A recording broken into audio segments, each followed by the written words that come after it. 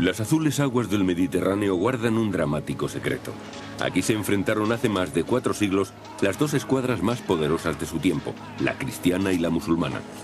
Miles de hombres y cientos de barcos desaparecieron sin que se haya encontrado resto alguno.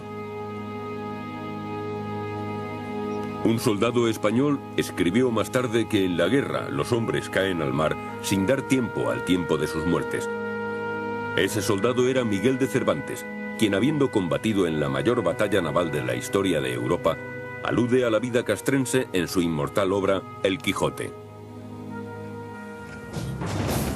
Dos colosales flotas, la imperial española y la otomana, se enfrentaron en aguas de la ciudad griega de Lepanto el 7 de octubre de 1571. Cerca de 600 barcos con 250.000 hombres a bordo. La batalla fue feroz. Murieron 7.000 cristianos y 25.000 turcos. El agua se tiñó de rojo con la sangre de los muertos. Fue un choque de civilizaciones. Fue la batalla naval que decidiría el dominio sobre el continente europeo. El significado primordial de Lepanto se manifiesta en el hecho de que, después de esta batalla del siglo XVI, la flota otomana no volvió a participar en ninguna guerra importante en aguas mediterráneas. En Lepanto, en el actual estrecho de Corinto, el Mediterráneo oculta las reliquias de la contienda. Muchos exploradores, incluido Jacques Cousteau, han buscado sus restos en vano. Pero ahora un nuevo equipo de arqueólogos submarinos ha hallado una evidencia sensacional. La batalla de Lepanto.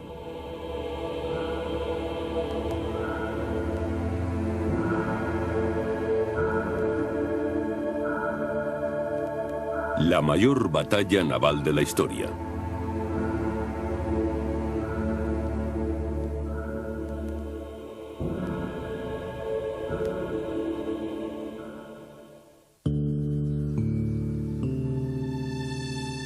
El mar Mediterráneo es un tesoro para el estudio de la historia naval, una auténtica mina de oro tanto para los científicos como para los aventureros. Nadie conoce mejor estas aguas que los pescadores locales, que en ocasiones tienen la suerte de descubrir una pista que puede ayudar a los arqueólogos en sus pesquisas. Con demasiada frecuencia, sin embargo, pasan inadvertidos los trozos de metal o de madera que pescan con sus redes y que para ellos carecen de importancia.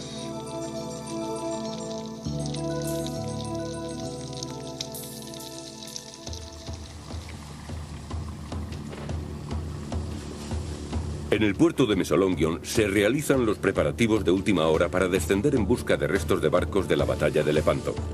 La expedición cuenta con equipos de última tecnología, desde su sonar de escaneado lateral hasta vehículos de control remoto. Un equipo que lleva más de un año preparándose para este momento se dispone ahora a acudir a su cita con la historia. El Aries Star pone rumbo al suroeste, dirigiéndose a alta mar. A bordo se halla un equipo internacional de arqueólogos submarinos, formado por Peter Nikolaidis de Grecia, Donald Frey de Estados Unidos y Rupert Breitvisser de Austria, bajo la dirección del alemán Matthias Kopfmüller. De vez en cuando hallamos objetos que han subido a la superficie, pero hasta ahora de esta famosa batalla no ha aparecido ningún resto. Hay que decir que tampoco se han realizado grandes investigaciones en este lugar y que Lepanto sigue siendo un punto blanco en el mapa de la arqueología submarina. Con la expedición ya en marcha, todos confían en que su metódica organización traerá buenos resultados. Antes de sumergirse en el mar, los arqueólogos han pasado varios meses sumergidos en la gigantesca Biblioteca Nacional de Venecia. Aquí, repartidos entre 68 kilómetros de corredores, se hallan los documentos originales sobre la batalla de Lepanto. Historiadores italianos han descubierto cartas e informes que yacían olvidados, algunos cruciales, redactados antes de la batalla. En el siglo XVI, España era la potencia dominante en Europa, y desde Madrid, Felipe II, católico ferviente, regía con mano dura un imperio donde no se ponía el sol. En Italia, los estados pontificios constituían el poder religioso. Al frente de ellos, Roma, con el Papa Pío V. El otro centro de poder era la República Veneciana, la capital comercial de medio mundo. La flota del Dux Loredano poseía el monopolio sobre el comercio. Los profesores Marco Morín y Paolo Selmi han descubierto importantes relatos testimoniales que confirman que Venecia se preparaba desde hacía tiempo para la decisiva batalla con el rival turco. Los documentos, algunos de ellos fechados años antes de la batalla de Lepanto, mencionan reuniones nocturnas, nuevas armas secretas y reclutamientos.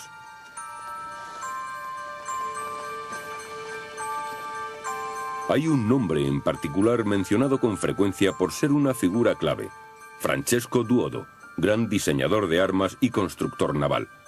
Sus adaptaciones e inventos tendrían una influencia decisiva en la futura batalla. Contaba con el apoyo de Sebastián Veniero, veterano almirante de la flota veneciana. El Imperio Otomano penetraba ya en la Europa mediterránea y los duques venecianos, que temían por su monopolio comercial, vieron la necesidad de convocar reuniones clandestinas. Además, a Roma le preocupaba la expansión del Islam y Madrid sentía la amenaza del poder militar turco.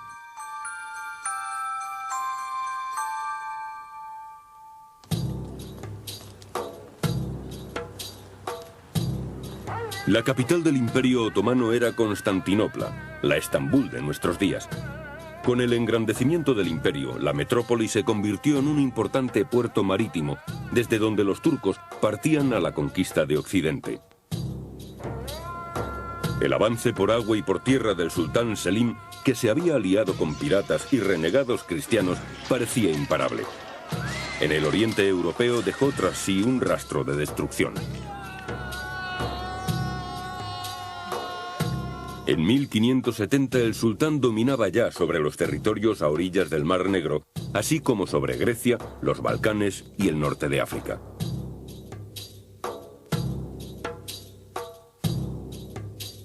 El historiador turco Idris Bostan ha hecho recientemente un descubrimiento trascendental.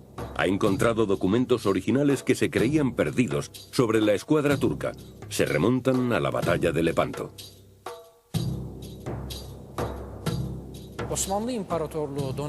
No había escuadra que hubiera podido sobrevivir a una batalla contra el poderoso Imperio Otomano. Ningún país podía oponérselo por separado. Ni Venecia ni España tenían los medios adecuados para vencer a los turcos por mar. La única forma de combatirlos era formando una alianza entre ellos. Por toda Europa se extendieron las noticias sobre la, al parecer, invencible flota otomana y las historias de horror sobre las atrocidades que cometían con sus prisioneros. El Papa estaba alarmado. Más que los saqueos del sur de Europa, los estados pontificios temían la expansión del Islam por Occidente. El pontífice, tratando desesperadamente de contener el avance turco, envió a sus delegados a Madrid y a Venecia, porque estaba convencido de que solo una fuerte alianza militar podría detener al invasor oriental. No en vano pronunció su sentencia: me alzaré en armas contra el turco. Era algo más que una simple amenaza.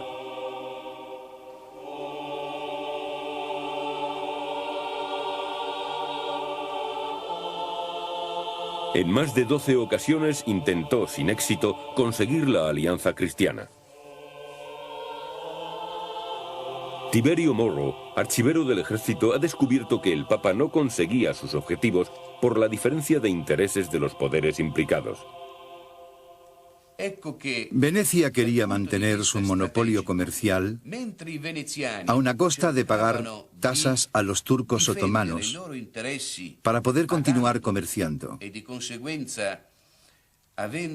ya que este era su principal objetivo. El Papa, en cambio, no tenía intereses comerciales, sino que le preocupaba la situación desde la perspectiva cristiana. Y el rey de España, Felipe II, por su parte, temía perder las tierras del norte de África, conquistadas por su padre, el emperador Carlos V. En sus negociaciones con los turcos, los duques venecianos hacían uso de la diplomacia, pero extraoficialmente estaban preparando a la ciudad de los canales para la guerra. Es lo que se desprende de las memorias del veneciano Francesco Duodo.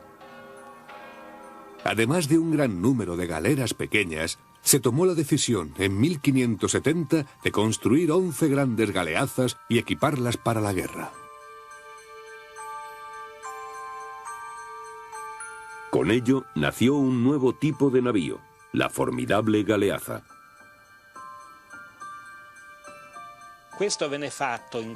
Todo transcurría en el más absoluto secreto. Los barcos fueron dotados de una artillería inmensa. Cada uno llevaba de 30 a 40 cañones, que se colocaron tanto en la proa y en la popa como en babor y en estribor, para poder hacer fuego en todas direcciones.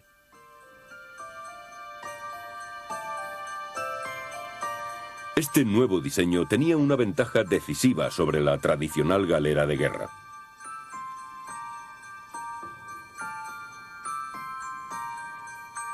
La galera, utilizada hasta entonces, contaba con solo 6 cañones ligeros y uno pesado en la proa y solo 2 pequeños en la popa. Al disparar solo hacia adelante y hacia atrás, carecía de utilidad si los ataques venían de uno u otro costado. Los arqueólogos a bordo del Aries Star saben exactamente cómo fueron construidos y equipados estos barcos.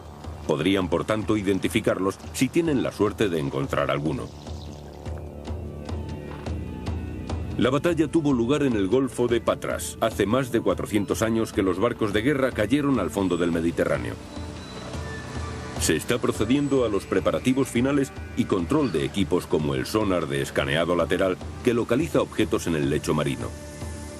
Otro dispositivo es el ROV, el vehículo de control remoto que funciona como una cámara subacuática hasta una profundidad de 200 metros. Todos los datos emitidos por estos aparatos pasarán a ser analizados en el ordenador.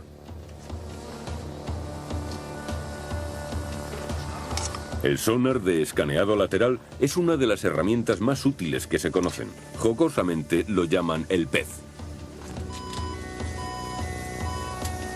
El pez cuenta con sensores de alta sensibilidad que se emplean para dibujar un mapa del lecho marino en imágenes tridimensionales.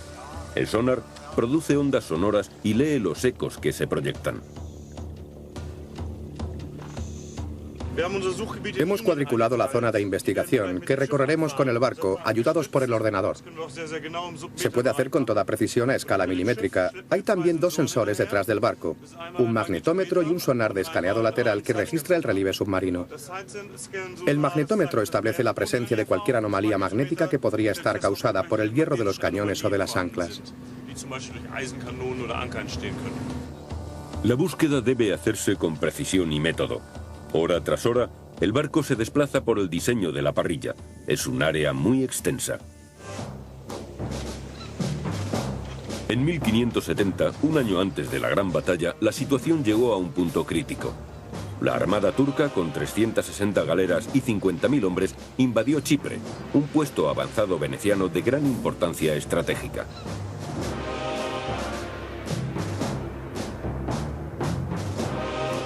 Al principio, la ciudad fortaleza de Famagusta opuso fuerte resistencia al asedio turco. La bien guardada fortaleza resistió a los invasores durante meses. Pero sus reservas empezaron a escasear y las municiones tocaban a su fin. Y llegó el momento en que los cañones venecianos enmudecieron. Marco Antonio Bragadino, el comandante de la plaza, se vio obligado a izar la bandera blanca. A pesar de haberse rendido con honor, los conquistadores le cortaron las orejas y la nariz y desollaron vivo al infortunado militar. La caída de Chipre incitó y dio concreción a las negociaciones europeas. Los delegados pontificios en Madrid y Venecia apremiaban. A la vista de los espantosos sucesos de Chipre, por fin tiene lugar la alianza que el Papa tan desesperadamente necesita. Lo cierto es que entre todas las partes se alcanzó un acuerdo que fue firmado en Roma el 24 de mayo de 1571. Hace pues 400 años se estableció una alianza que en realidad puede ser comparada a la OTAN de hoy en día. La Alianza Europea se denominó la Liga Santa, y sus componentes eran España, Venecia, Saboya, Génova, Sicilia, Malta y, por supuesto, los estados pontificios. El Papa también contribuyó con fuerzas armadas a las órdenes de un estratega excepcional con una brillante carrera, el almirante Marco Antonio Colonna, quien había combatido contra los turcos en Chipre. En mayo de 1571, en la Basílica de San Pedro, el Papa confirmó a Colonna en su misión. En nombre de la Liga Santa tenía que organizar una armada europea que pudiese enfrentarse a la flota otomana. Su bandera era la cruz.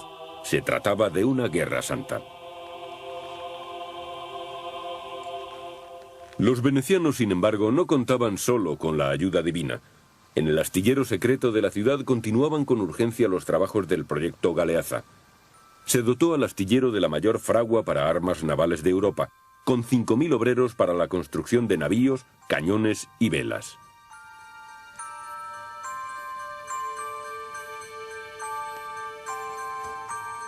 La característica crucial del nuevo modelo era la artillería lateral. Para el ingeniero Francesco Duodo y el almirante Sebastián Veniero, las galeazas serían un hito histórico.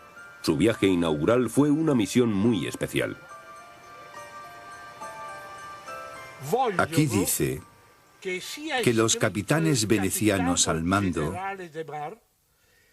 tenían órdenes de encontrar inmediatamente y, a ser posible, matar al capitán turco Siroco. Y había que hacerlo con cuidado, inteligencia y discreción. Se trata, pues, de una orden de asesinato del comandante turco. Venecia proveyó a la Liga Santa de su mayor contingente de hombres, así como del orgullo de la flota, las 6 galeazas.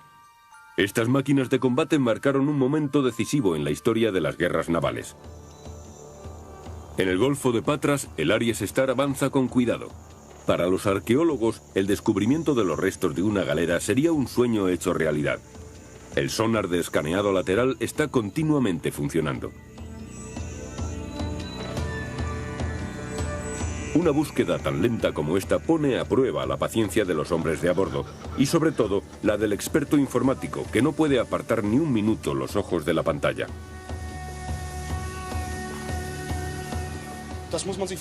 Es parecido a una fotografía aérea, como si un avión volara sobre un suelo plano.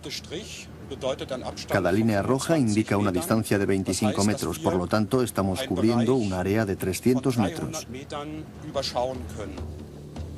Mientras unos depositan su confianza en la técnica, otros lo hacen en su experiencia de muchos años. Tanto Donald Frey como Peter Nikolaidis conocen muy bien la zona, ya que estuvieron antes aquí en expediciones separadas que investigaban también la batalla de Lepanto. Nikolaidis exploró este golfo en 1976 con Jacques Cousteau. El famoso submarinista y su legendario barco Calypso pasaron meses peinando estas aguas sin resultados positivos.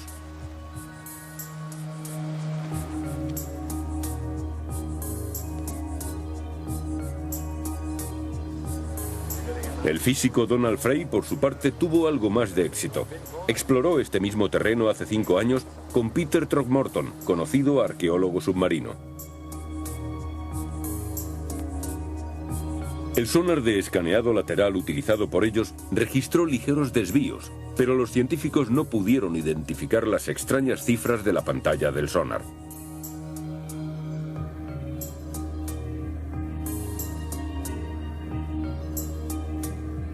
Frey ha obtenido grandes éxitos con el hallazgo de pecios, siendo su más notable descubrimiento el de un barco mercante de la Edad de Bronce. Hemos encontrado en nuestras excavaciones colgantes de hasta 3.000 años de antigüedad. Se puede encontrar eso, o con suerte, todavía se pueden encontrar vainas con mangos de oro o de marfil, pertenecientes a las magníficas armas de los caballeros que participaron en esta batalla. Los submarinistas utilizarán una mezcla gaseosa llamada Trimex, que les permitirá descender a grandes profundidades. Todo está preparado para su primera misión. Ha llegado la oportunidad de hacer un descubrimiento histórico.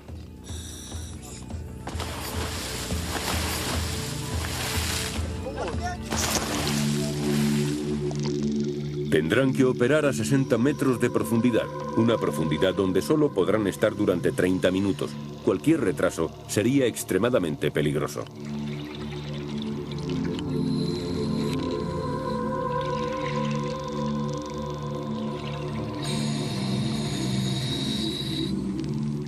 Aquí el lecho marino es un árido desierto de arena y lodo, si exceptuamos una depresión del terreno.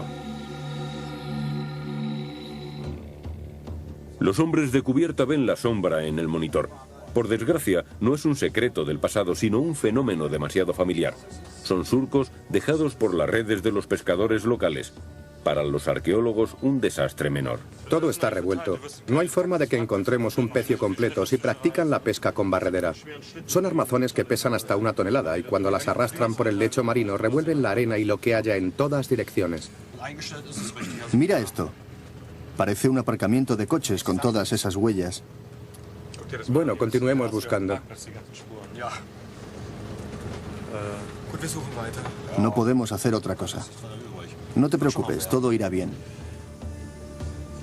Las pesadas estructuras de las redes probablemente han destruido todos los objetos delicados que hubiera en su camino.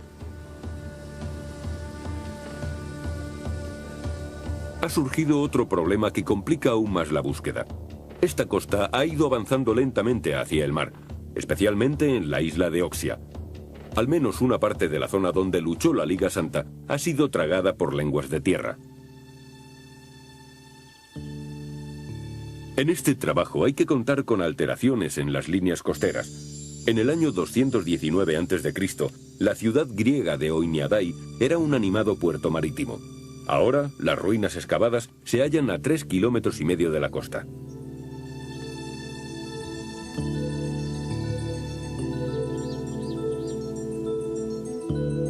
Las ruinas de la antigua muralla y del puerto de Oiniadai contienen importante información para los científicos del Aries Star.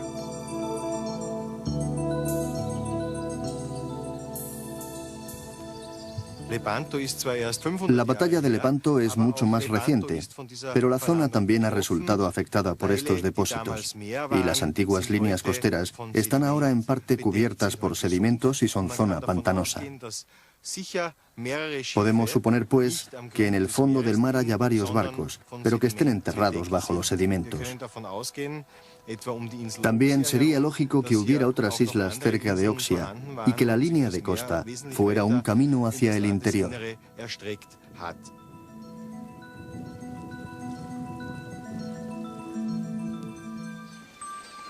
Seguramente, los miles de soldados que se hundieron con las galeras estarán enterrados en el cieno que rodea a Oxia.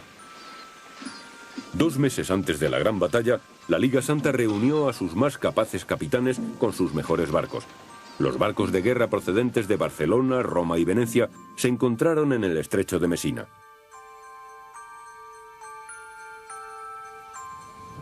Y Mesina se convirtió en una gigantesca base naval. La Real, el buque insignia de esta impresionante armada cristiana, atracó en Mesina el 24 de agosto de 1571.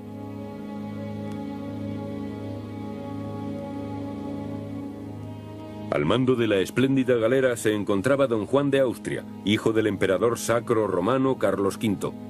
A él correspondía el mando supremo sobre toda la flota. A la edad de 26 años, don Juan estaba en la cúspide de su carrera. Su acertada campaña contra los moros le había granjeado cumplida fama y ahora estaría al frente de 280 barcos en una batalla decisiva para el futuro de Europa. Don Juan recogió por escrito sus impresiones sobre aquellos azarosos días. Todos fueron a la lucha con el máximo anhelo, aunque supiéramos que la flota enemiga era mucho mayor que la nuestra. Debido a las victorias obtenidas en el pasado, el enemigo estaba acostumbrado al éxito y desestimaban nuestras fuerzas. Al llegar a Mesina, don Juan inspeccionó todos los barcos de su flota. Las galeras venecianas contaban con poca tripulación, por lo que transfirió allí a soldados españoles. Pero entre los aliados, este acto generó tensiones que casi dieron al traste con la Liga Santa. Sebastián Veniero, el comandante supremo de la flota veneciana, era un hombre viejo y colérico. Entre él y don Juan de Austria estalló un violento enfrentamiento en Mesina, cuando Veniero colgó a uno de los oficiales de don Juan, que según él no había mostrado el debido respeto a los venecianos.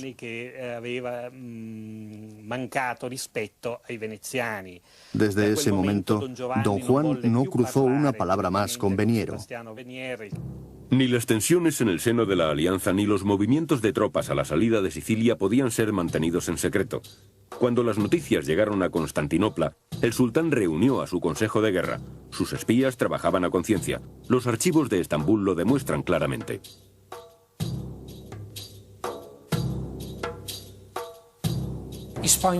Los turcos otomanos sabían exactamente que España participaría en la inminente batalla. También sabían que el Papa tenía un papel clave en la constitución de la Alianza Europea y que Venecia estaba construyendo su propia flota. Los espías otomanos observaban los movimientos del enemigo y pasaban inmediatamente la información a los capitanes y almirantes de su flota. La escuadra turca recibió la orden de partir de inmediato hacia el pequeño puerto de Lepanto, estratégica base naval turca en el Golfo de Patras. Lepanto había sido un bastión turco durante años. Tras sus gruesos muros, los comandantes musulmanes elaboraron sus planes contra la flota cristiana. Se nombró comandante en jefe al vencedor de Chipre. Su nombre era Ali Pasha. Su segundo era un corsario inteligente e intrépido llamado Ulush Ali Pasha. Se sentían llenos de confianza. Durante décadas, la flota turca había salido siempre victoriosa desde aquella batalla de Preveza en 1538. El mar Mediterráneo era su mar.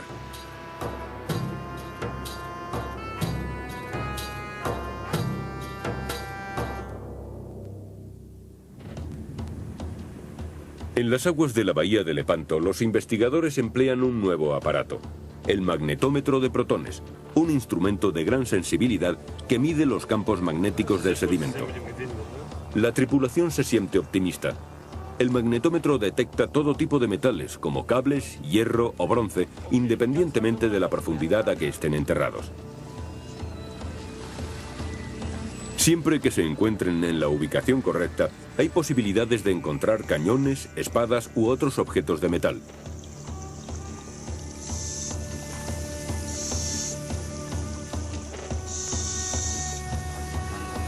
Por desgracia, una maniobra brusca de la dirección da al traste con sus esperanzas. El magnetómetro ha rozado el fondo, por lo que se ha estropeado un sensor de profundidad y ahora no conseguimos mantenerlo a la altura adecuada porque no conocemos la distancia a la que está del fondo. Así que hemos tenido que abandonarlo por ahora. No se ha podido arreglar el aparato, por lo que el sonar de escaneado lateral es el único en dar información.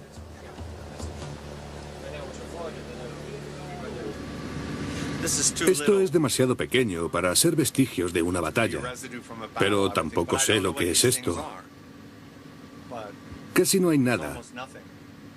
Quizá un cañón que se cayera al mar.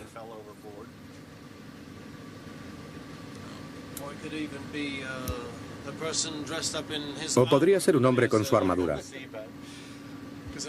Porque parece que los cristianos iban tan bien protegidos y cubiertos de acero que cuando caían al agua, ahí se acababa todo. Sí, es verdad. Tendréis que estar preparados para encontrar esqueletos.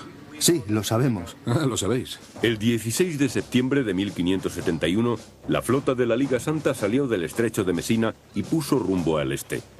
Destino, la isla de Oxia. También ellos tenían espías para informarles de los movimientos de la escuadra turca.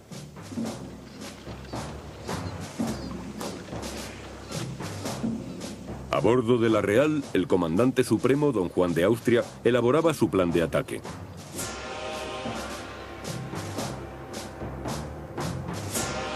El comandante veneciano se colocaría con las 6 nuevas naves milagrosas, las galeazas, a la cabeza de la flota.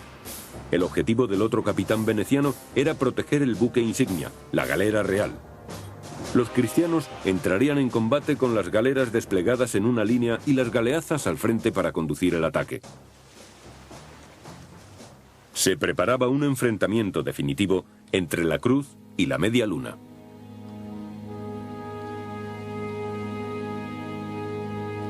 Antes de la batalla me dirigí con unas palabras de aliento a la tripulación. Y después me arrodillé para rezar y pedir a Dios que me concediera la victoria. Todos los hombres de la galera y de la flota entera hicieron lo propio. Los hombres a bordo del Aries Star llevan varios días de búsqueda confiando en que la suerte les sonría. La monotonía se rompe cuando en la pantalla aparecen unas imágenes muy llamativas. Mirad eso, no es que sea mucho. No parece un pecio ni nada de eso. No. Cada vez sale más. ¿Estará relacionado? Sí. ¡Qué cantidad de fragmentos! Tiene que haber una explicación insólita para esto. Es impresionante. Sí, lo es. Aquí está todo muy tranquilo. Este es el tamaño de una de las galeras más pequeñas cubiertas por la arena. Hay un ligero ascenso ahí. ¿Hay tantos objetivos? Pero algo tiene que ser. Ahora los científicos tienen que dar sentido a todas estas irregularidades. ¿Podrían ser los restos de la galera? Es posible. El tamaño de la zona es lo suficientemente grande. Este descubrimiento podría señalar el momento decisivo para la expedición.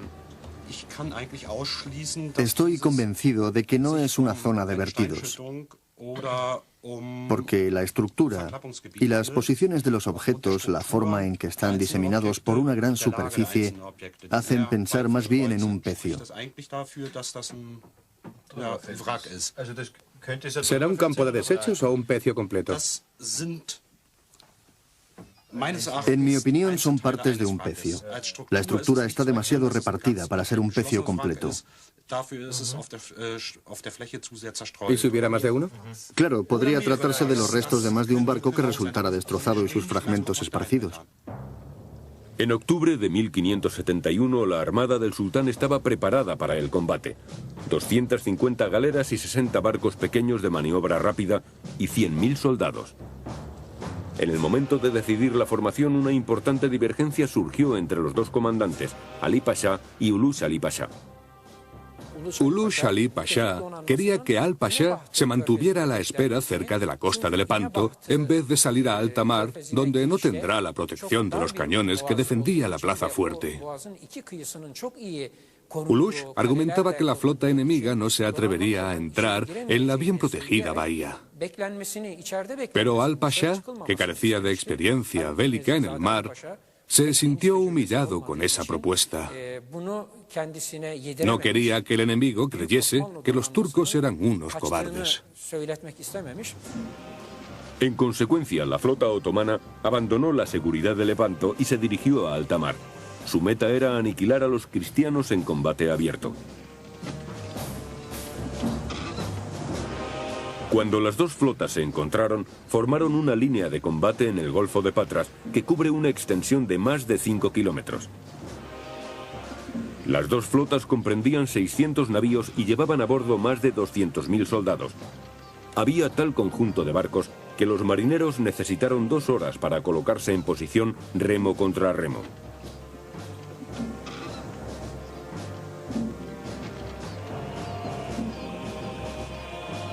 Cada flanco estaba dividido en 3 escuadrones principales. El mayor enfrentamiento naval de la historia de Europa estaba a punto de comenzar. La expedición Lepanto está aún muy lejos de penetrar en los secretos del Golfo de Patras. Una fuerte tempestad primaveral les ha obligado a detener sus pesquisas. La situación no puede ser peor. Hemos localizado la zona y tenemos señales inequívocas de que estamos directamente encima de algunos restos de la batalla de Lepanto. Pero con este temporal no podemos sumergirnos ni utilizar los detectores. Los arqueólogos aprovechan el tiempo reconstruyendo con ayuda de los gráficos los hechos que se conocen de la batalla. Y pocos días después cambia su suerte. son pescadores locales que acuden en ayuda del equipo, hablándoles de un viejo y misterioso barco hundido a una profundidad de 10 metros, no lejos de la isla de Oxia.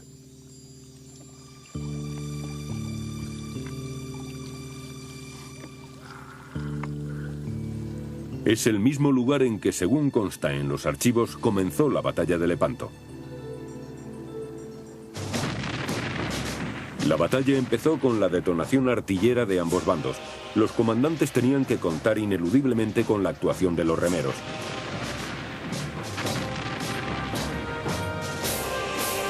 Para el cristiano Don Juan y el musulmán Ali Pachá, este era el día del choque entre dos civilizaciones, dos concepciones religiosas diferentes. A bordo de la Real, el comandante de la escuadra cristiana dio la orden de acercarse a los barcos enemigos. El barco insignia turco era fácilmente reconocible por los gallardetes que portaba, por lo que ordené al timonel que dirigiera la galera directamente hacia él. Así lo hizo, y los dos barcos se atacaron mutuamente con fuerza extrema. Los musulmanes eran superiores en número, pero los cristianos contaban con armamento más sofisticado. Sus cañones eran muy superiores a las ballestas turcas.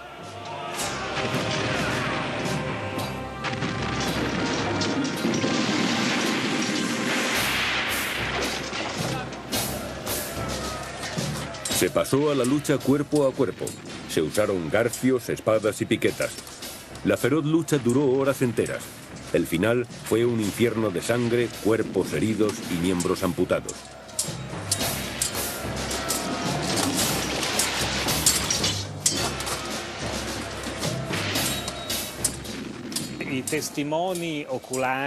Testigos oculares hablan de un ruido infernal. Recuerdan los truenos de los cañones, la explosión de las galeras que eran alcanzadas en la Santa Bárbara. Recuerdan los gritos de los heridos. Recuerdan también el sonido de los tambores, trompetas y pitos que usaban los dos bandos para enardecer a sus soldados. Los restos de una vieja galera de guerra descansan en algún punto de los alrededores de la isla de Oxia.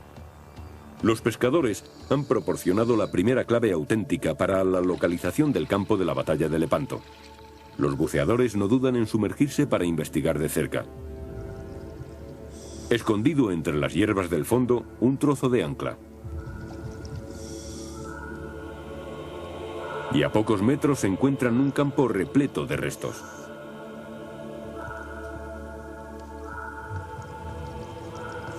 El lecho marino está cubierto de trozos de madera. La primera impresión es de un caos total.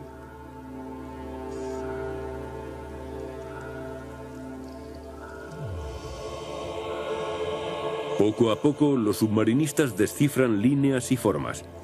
Una gran cantidad de cuadernas, la estructura de un barco.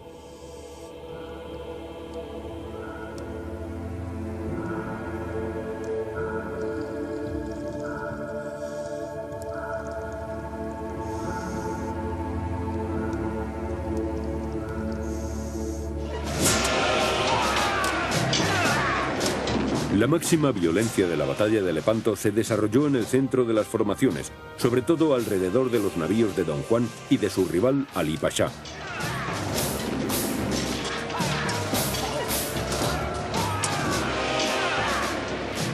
Una y otra escuadra arrojaban sobre el adversario una lluvia de balas de cañón, para después abordarse y sumergirse en un torrente de feroces combates cuerpo a cuerpo. El escritor español Miguel de Cervantes conoció personalmente la espantosa muerte que ronda a una batalla naval. Y viendo que al primer descuido de los pies iría a visitar los profundos senos de Neptuno, y con intrépido corazón, llevado de la honra que le incita, se pone a ser blanco de tanta arcabucería y procura pasar por tan estrecho paso al bajel contrario. El Quijote, discurso de las armas y las letras.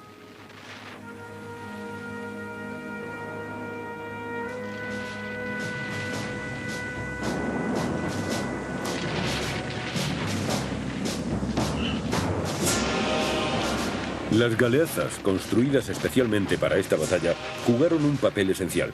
Sus elevadas cubiertas hacían imposible la captura y el abordaje, a lo que se unía su capacidad artillera desde todos los ángulos. La brillante invención veneciana pronto arrasó la tercera parte de la flota otomana. Con solo 4 de estos extraordinarios barcos de guerra, quedaron destruidas 108 galeras turcas. La formación otomana quedó desmantelada y una vez rota la orgullosa supremacía de la flota del sultán, el grueso de la escuadra turca se hundió en el Golfo de Patras.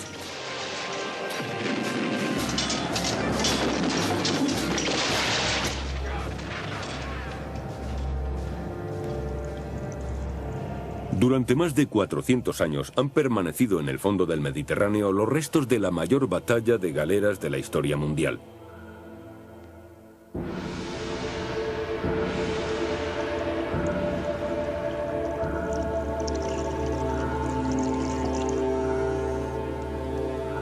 El pecio descubierto por la expedición Lepanto revela sus secretos lentamente. Con cada nueva pieza se complementa el cuadro histórico de la batalla. Hasta los objetos más pequeños aportan detalles significativos. Acunada por el mar, entre planchas de madera y cubierta por siglos de cieno, aparece la mitad de una bala de cañón. El análisis científico deberá determinar su edad y si esta bala de hierro procede de la batalla de Lepanto. No lejos de allí, un cañón de bronce.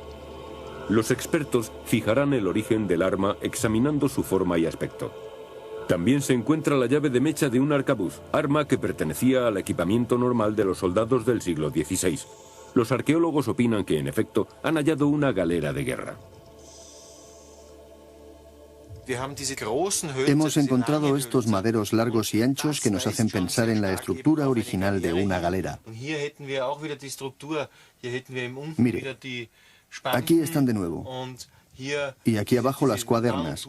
Estas traviesas largas y continuas sugieren la existencia de una cubierta, aunque todavía no podemos determinar si es la inferior o la superior, que habría podido separarse del resto tras el hundimiento. Cuando la desenterremos tendremos más datos, pero desde luego está claro que es la estructura soporte de una cubierta. Otra clave para ver en esto un barco de guerra y no de carga es la estructura plana de la quilla y la disposición de las cuadernas muy juntas y cruciformes.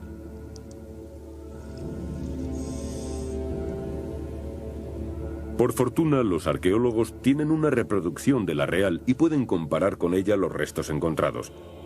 La forma es idéntica, pero es demasiado pronto para decir si el barco era turco o europeo. El pecio es el punto culminante de la expedición, un tesoro científico único, reposando a solo 10 metros bajo la superficie del agua. Probablemente sea una galera.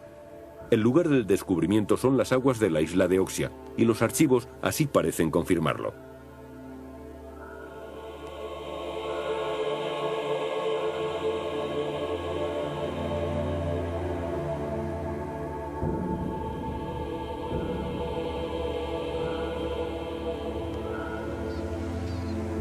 Los científicos saben que esta era la zona en la cual la flota otomana hizo un último y desesperado intento por romper las líneas enemigas.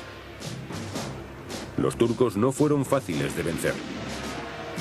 Solo cuando llegaron refuerzos y después de que don Juan de Austria prometiera la libertad a los remeros esclavos, se inclinó la balanza a favor de la Liga Santa. Los esclavos, al lado de los soldados, atacaron el barco insignia otomano.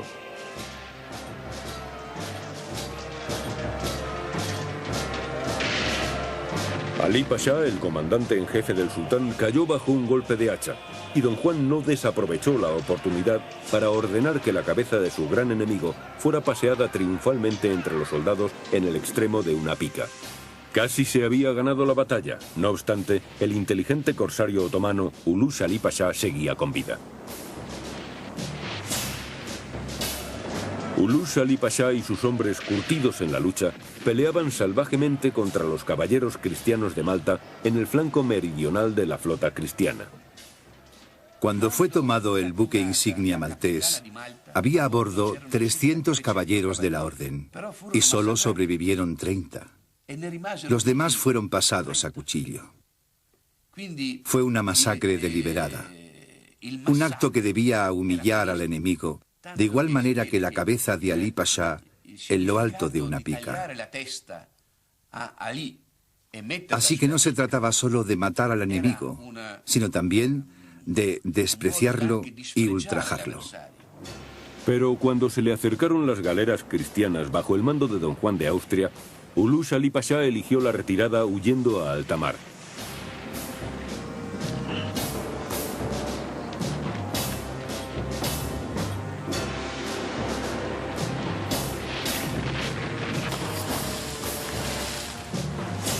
Aquel día, cuando el sol se puso, el mar estaba teñido de sangre. Cientos de barcos habían quedado atrás, en el Golfo de Patras, tumbas flotantes que iban al encuentro de su entierro bajo las aguas. Los archivos dicen que 30 galeras turcas se fueron a pique, hundidas o incendiadas cerca de Oxia. Por lo tanto, este pecio podría muy bien ser una de ellas. Los submarinistas han encontrado más pruebas de importancia. Varias espadas partidas, algunas con las hojas intactas. La corrosión y las incrustaciones las hacen casi irreconocibles, por lo que harán falta los análisis correspondientes para determinar si sus portadores eran musulmanes o cristianos.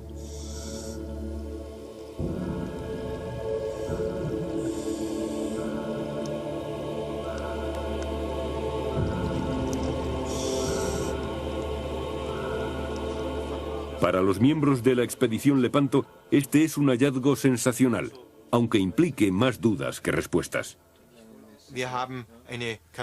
Hemos encontrado parte de un cañón y una bala, el cierre de mecha de un arcabuz y lo que para mí es lo más importante, una espada.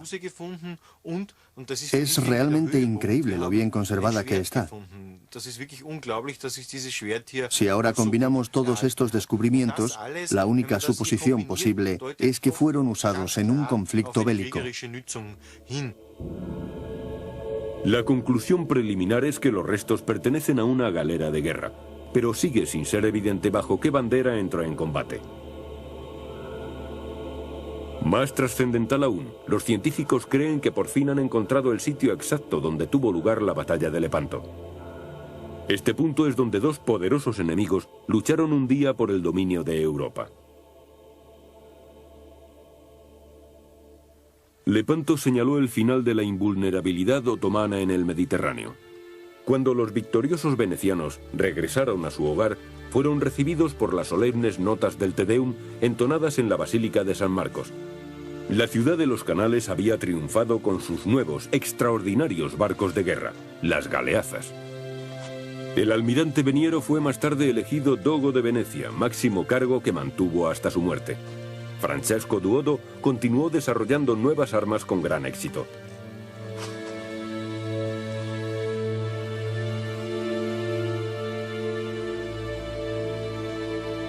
En Roma, en la Basílica de San Pedro, el Papa Pío V proclamó al comandante supremo don Juan de Austria salvador del mundo cristiano. Después de la sensacional victoria, Felipe II nombró a su hermano gobernador general de los Países Bajos. Marco Antonio Colonna, el almirante papal, también se convirtió en un héroe de guerra, especialmente después de la marcha triunfal en la que ofreció al Santo Padre 120 prisioneros turcos. Aún hoy en día dedica el papado un recuerdo a los caídos y héroes de Lepanto. Sus descendientes se reúnen cada año en el Vaticano.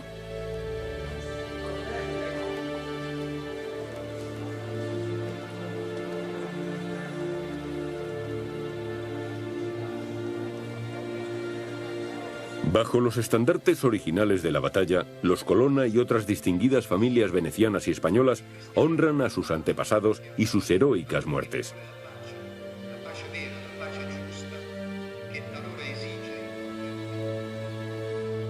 Pero tampoco en Estambul han caído en el olvido los acontecimientos del siglo XVI. La derrota turca en Lepanto terminó con el mito de la inmunidad naval de los otomanos. Casi nada queda hoy que nos recuerde a Ali Pasha, el comandante en jefe de la flota. El sultán concedió sin embargo a su segundo, Ulus Ali Pasha, el título honorífico de Kilik, la espada. En una pequeña mezquita, un sarcófago lujosamente decorado conmemora el arrojo de este hombre. La expedición Lepanto toca a su fin. Sus componentes tienen motivos sobrados para celebrarlo, ya que por primera vez el Mediterráneo ha revelado el escondite de sus antiguas reliquias. Reliquias que han permanecido ocultas bajo sus aguas durante más de 400 años. Ha sido una expedición plagada de dificultades, pero al mismo tiempo de éxitos. Hemos localizado los navíos y 2 campos con fragmentos, uno grande y otro más pequeño, en el corazón de esta gigantesca batalla naval. Era algo así como buscar una aguja en un pajar, pero al final lo conseguimos.